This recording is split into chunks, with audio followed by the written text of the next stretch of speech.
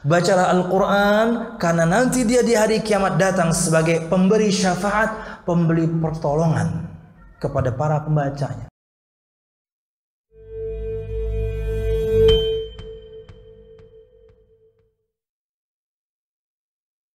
Assalamualaikum warahmatullahi wabarakatuh. Alhamdulillahi wa kafa, wassalatu wassalamu ala nabiyyina Mustafa sallallahu alaihi wasallam wa ala alihi wa ashabihi wa man tabi'ahuda. Alhamdulillah, segala puji dan syukur marilah kita panjatkan kepada Allah Subhanahu wa ta'ala yang telah memberikan kita kenikmatan yang begitu banyak, di antara nikmat umur yang panjang, hingga kita alhamdulillah bisa berjumpa kembali dengan bulan Ramadan. Semoga Ramadan kali ini betul-betul menjadi batu loncatan kita menjadi insan yang lebih baik lagi, muslim yang lebih baik lagi di kemudian hari, insyaallah. Amin ya rabbal alamin. Kemudian salawat serta salam semoga selalu tercurahkan kepada junjungan besar Nabi kita Muhammad sallallahu alaihi wasallam, juga beserta para sahabatnya, keluarganya, dan segenap kaum muslimin yang selalu istiqamah berpegang teguh dengan Islam sampai hari kiamat kelak. Hadirin dan hadirat Bapak Ibu jamaah sekalian rahimakumullah, di antara amal yang harus kita lakukan dan kita harus menjadi orang yang berprestasi dengan amal tersebut ketika di bulan Ramadan adalah memperbanyak membaca Al-Quranul Karim. Nabi Muhammad SAW bersabda, "Majtama'a qaumun fi baitin min buyutillah yatluna kitab Allah wa yatadarasunahu bainahum illa nazalat alaihimus sakinah wa ghasyyathumur rahmah wa haffathumul malaikah wa dzakarahumullahu fi man indah." Tidaklah satu kaum berkumpul di salah satu rumah di antara rumah-rumah Allah, masjid. Mereka membaca Al-Quran di dalamnya dan mereka saling mempelajarinya satu sama lain, bertadarusan. Berkata Syekhul Utsaimin rahimahullah ta'ala, di antara praktek tadarus Al-Quran, sama-sama mempelajari Al-Quran, itu adalah yang pertama, satu orang membaca dan yang lainnya mengulangi. Satu orang membaca, yang lainnya melanjutkan. Satu orang membaca dan yang lainnya mendengarkan. Jadi tadarusan, ketika seorang kemudian membaca Al-Quran di masjid, itu boleh, bahkan memiliki keutamaan yang luar biasa yang kita akan sebutkan setelah ini, yaitu entah prakteknya satu orang membaca kemudian yang lain mengulangi ayat yang sama, yang kedua satu orang membaca yang lain melanjutkan ayat berikutnya, atau yang ketiga, dan ini seperti majelis ta'lim, satu orang membaca dan yang lainnya mendengarkan, persis majelis ilmu. Apa keutamaannya? Disebutkan oleh Nabi Muhammad SAW, kecuali akan turun kepada mereka as-sakinah, ketenangan. Ketenangan tentunya di dalam hati, sebagaimana ketenangan yang Allah Subhanahu wa ta'ala berikan kepada para sahabat kala itu ketika ingin berperang. Yang namanya ketenangan itu adanya di dalam hati. Makanya jamaah sekalian rahimakumullah, siapapun di antara pian misalnya ada kegundahan dengan satu masalah di luar sana, kembalilah segera ke masjid, salat berjamaah bersama kaum muslimin, kemudian bacalah Al-Quran, karena ia akan mendatangkan ketenangan dari Allah Subhanahu wa ta'ala, bukan malah sebaliknya. Sedang ada masalah di luar sana, entah itu dengan keluarga, entah itu dengan usaha, tak taunya malah nggak ke masjid, makin buntu Anda. Harusnya ketika ada masalah seperti itu, bersegeralah kemudian bertakwa kepada Allah Subhanahu wa taala hingga Allah berikan kepada kita solusi. Itu sudah janji Allah Subhanahu wa taala. Wa may yattaqillah yaj'al lahu makhraja. Barang siapa yang bertakwa kepada Allah Subhanahu wa taala, niscaya Allah akan berikan kepadanya makhraj, exit, jalan keluar, solusi. Bukan malah ketika bete nggak ke masjid. Ketika bete kemudian dihubungi teman pun nggak bisa. Karena subhanallah sebagian teman-teman kita itu sangat peduli kepada temannya yang lain. Tidak terlihat saudaranya di masjid 1-2 kali. Tidak terlihat saudaranya di masjid 1-2 hari. Dicarinya. Bukan kepo dengan urusan rumah tangga. Tidak. Ini berkaitan dengan ketakwaan. Kamu nggak ada di masjid kemana? Lagi bete nih. Akhirnya kita bisa berikan solusi.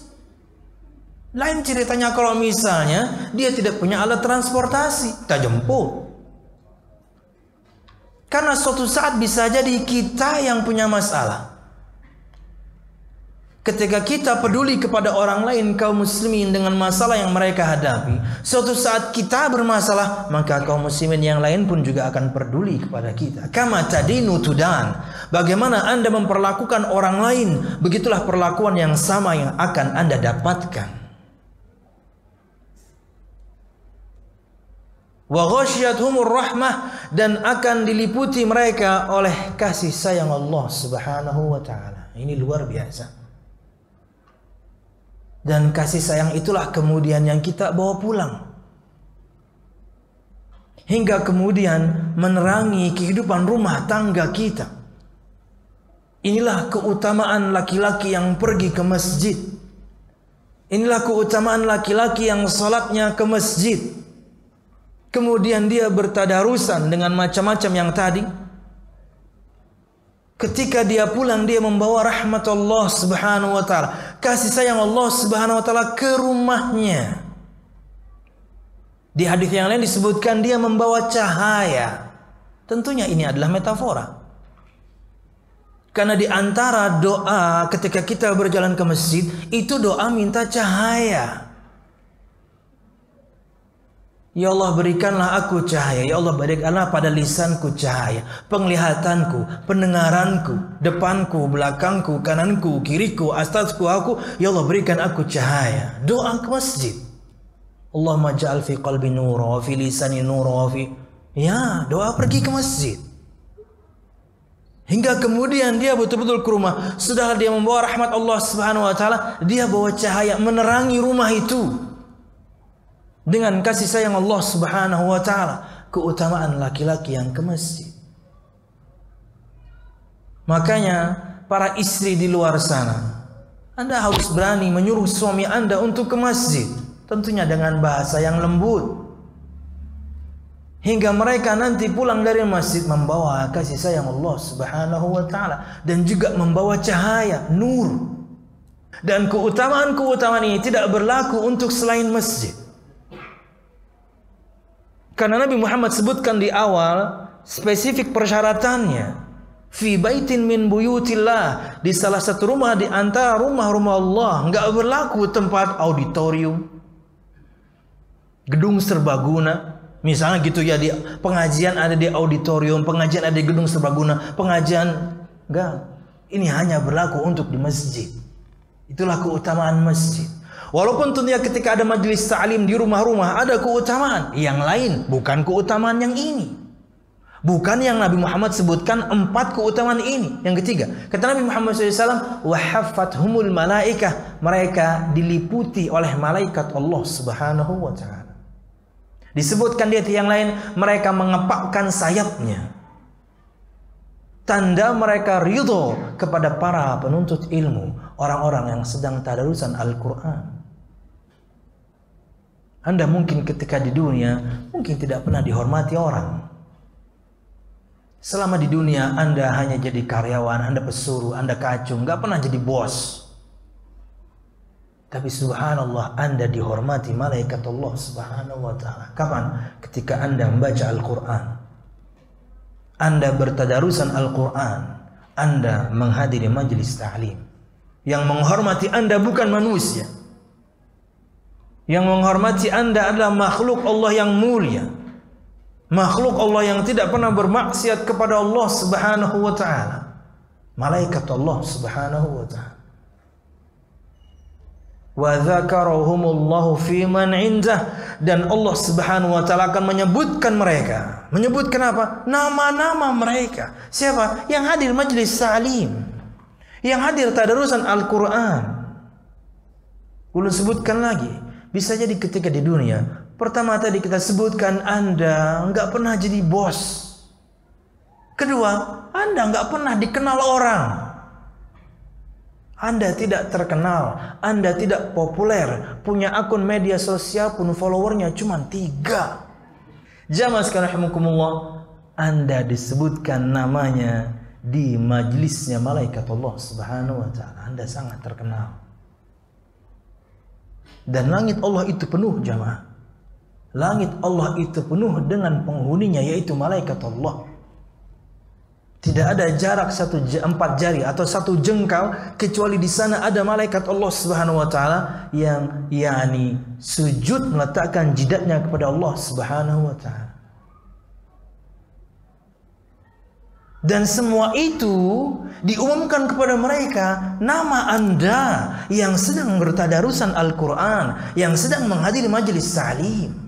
Betul Anda di dunia tidak pernah dimuliakan atau dihormati orang. Betul ketika di dunia Anda tidak pernah kemudian terkenal, populer. Jalan kemanapun nggak ada yang manggil. Karena mengiau, nggak terkenal. Oke, kita lanjutkan jemaah. Anda dikenal oleh malaikat Allah Subhanahu wa ta'ala. Kata Nabi Muhammad, "Inni asma'u ma la tasma'un wa inni ara ma la taraun. Atatis sama'u attan wa haqqa laha anta itta.